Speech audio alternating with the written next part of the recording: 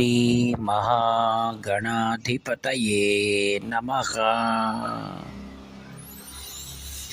శృతిస్మృతిపురాణానాం ఆలయం కరుణాలయం నమామి భగవత్పాదశంకరం లోకశంకరం.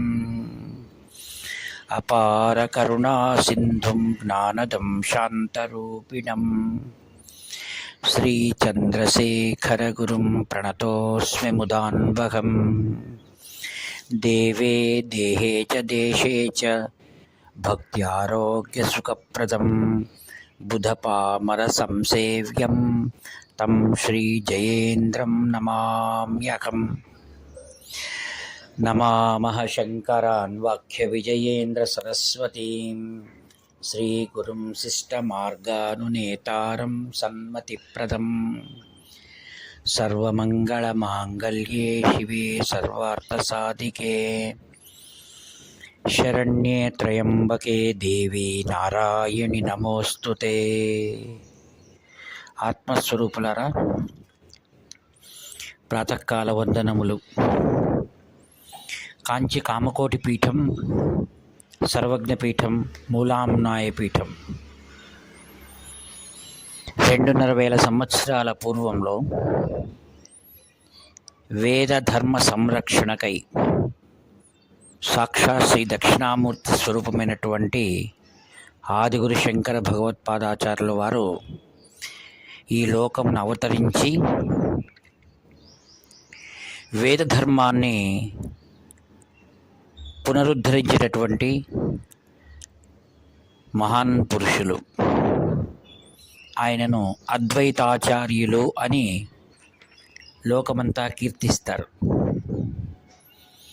అట్టి మహాపురుషుల యొక్క పరంపరలో వచ్చిన వారే 68వ పీఠాధిపతులు శ్రీ శ్రీ శ్రీ చంద్రశేఖరేంద్ర సరస్వతి మహాస్వాముల వారు.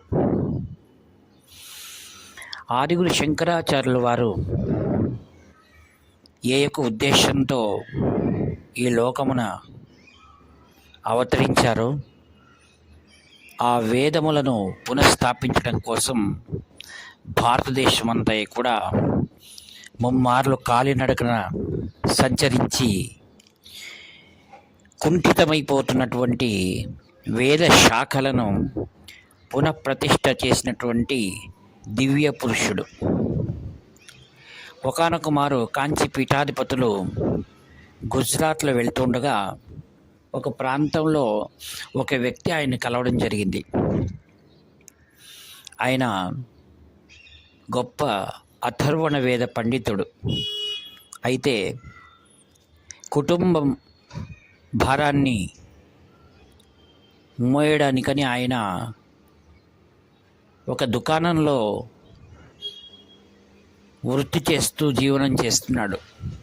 ఆ పరిస్థితిని గమనించినటువంటి మహాస్వాముల వారు ఆయనకు అభయం ఇచ్చి తమిళనాడు నుండి మరియు ఆంధ్ర నుండి 2 పండితులను ఆయన దగ్గరికి పంపించి వేద విద్యను, అథర్వణ విద్యను అభ్యసించడానికి పంపించారు. ఆయనకు జీవన భృతిని కూడా కల్పించారు. ఈ విధంగా కుంఠితమవుతున్నటువంటి వేద శాఖలన్నింటినీ కూడా సంరక్షించినటువంటి ఆదిగురు శంకర భగవత్పాద పరంపరలో వచ్చిన వారు దైవ స్వరూపులు కాంచి పరమాచార్య. వేద విద్యార్థులను ప్రోత్సహించి నలుమూలలా తిరిగి వేదం యొక్క గొప్పతనాన్ని జనులకు చక్కగా తెలియచేసి ఉపనయనమైనటువంటి విద్యార్థులందరికీ కూడా వేద పాఠశాలలో ప్రవేశింపజేసిన వారు. ఆయా అవసరాలను బట్టి ప్రతి ప్రాంతంలోనూ కూడా అనేకమైన వేద పాఠశాలలను ఆయా శాఖలకు వారు విస్తరింపజేశారు. అదే పరంపరలో వచ్చినటువంటి శ్రీ శ్రీ శ్రీ జయేంద్ర సరస్వతి మహాస్వాముల వారు, శ్రీ శంకర విజయేంద్ర మహాస్వాముల వారు కూడా తిరుపతి, ముక్కామల, తాండలం, పోలైవలస, విజయనగరం ఇలా నూతనంగా కొత్త పాఠశాలను స్థాపించి ఆయా పాఠశాలల్లో త్రిమతస్థులైనటువంటి విద్యార్థులందరూ కూడా అందులో ప్రవేశం కల్పించారు.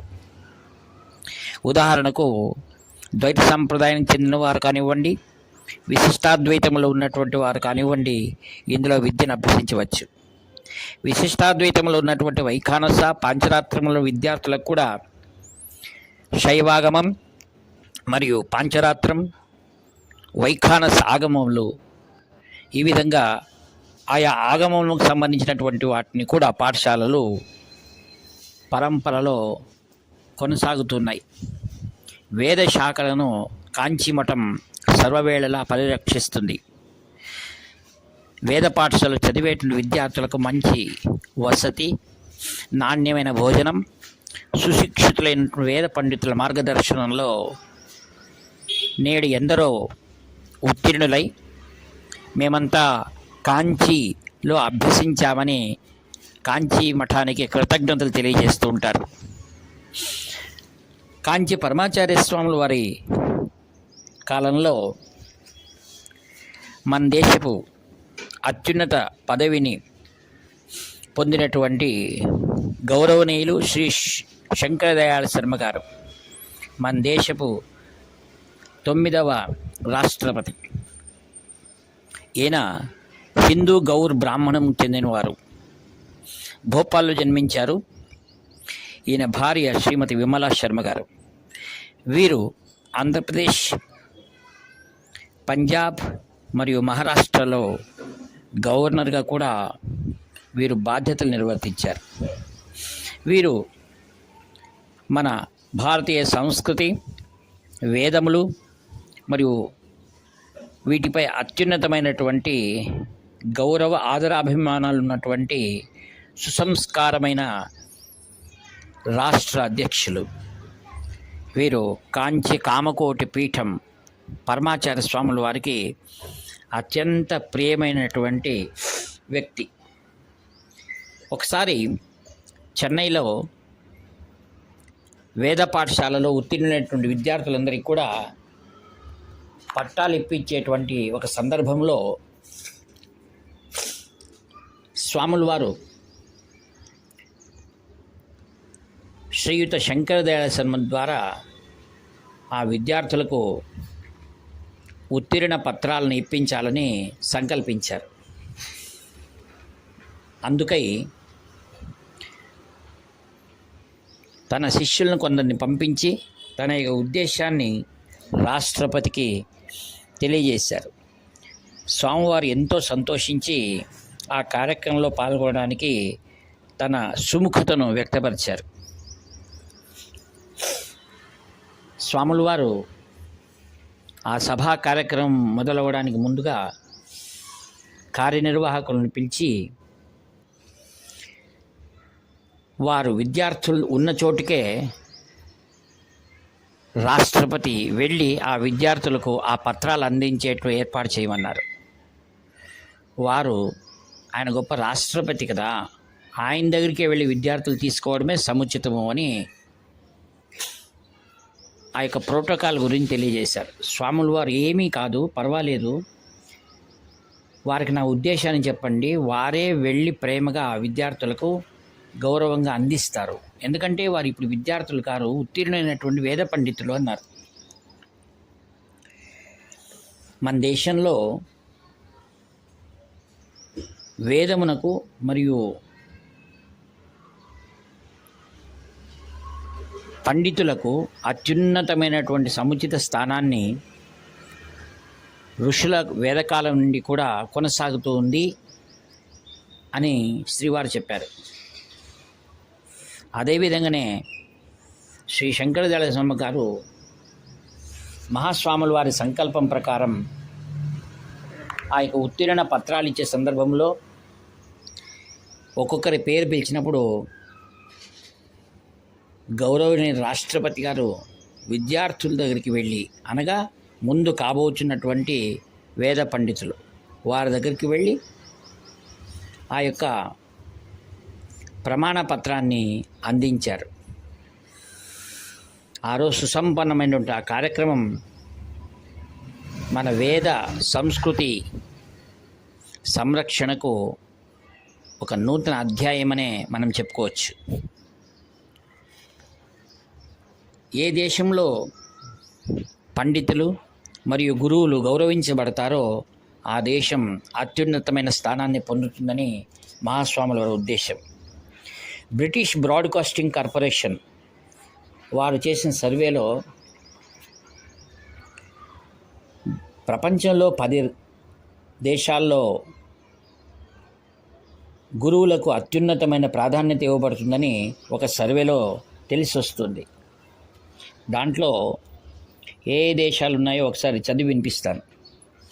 China, Malaya, Taiwan, Russia, Indonesia, South Korea, Turkey, India, New Zealand and Singapore. భారతదేశం 8వ స్థానంలో ఉంది.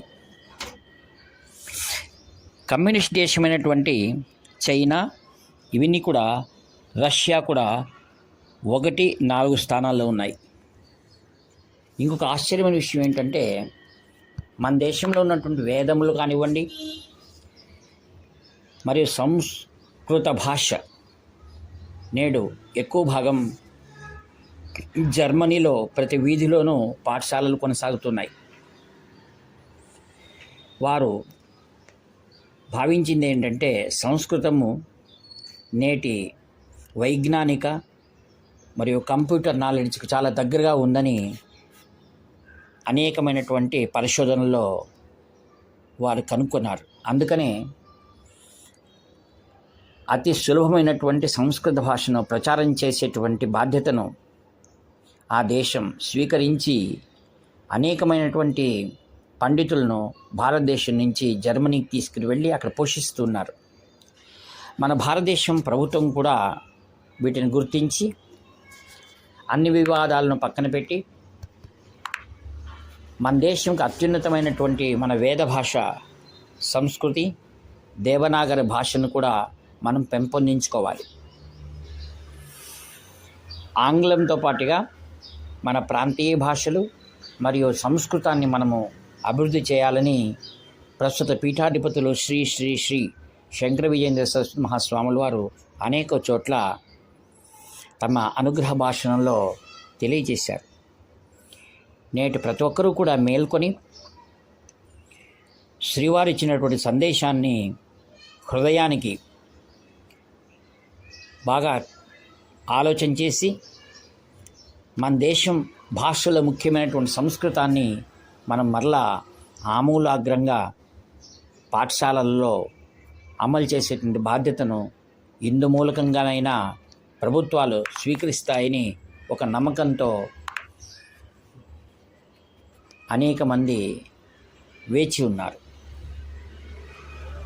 భాషలలో అతి ఉన్నతమైనటువంటిది సంస్కృతమని అనేక రాష్ట్రాలు అనేక దేశాలు కూడా దాన్ని సమ్మతిస్తూ ఉన్నాయి. ప్రపంచానికి విశ్వగురువుగా మన దేశం ఉండాలంటే ముఖ్యంగా సంస్కృతాన్ని మనం ప్రాచుర్యానికి తీసుకురావాలి.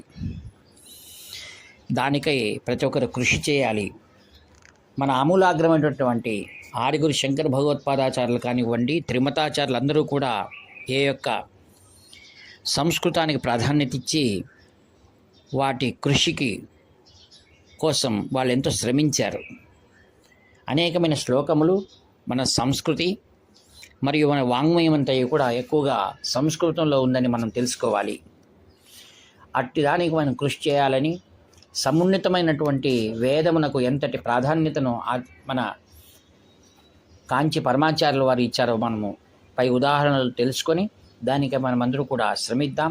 ఈ వాక్పుష్పములన్నింటినీ ఒకటి నిరహంకారపూర్వకంగా కాంచి కామకోటి పరమాచార్య స్వాములు వారి దివ్య చరణారవిందములు సమర్పిస్తూ సెలవు తీసుకుంటాను. ఇట్లు మీ ప్రియతముడు నివర్తి నాగభూషణ్ శర్మ. హర హర శంకర, జయ జయ శంకర.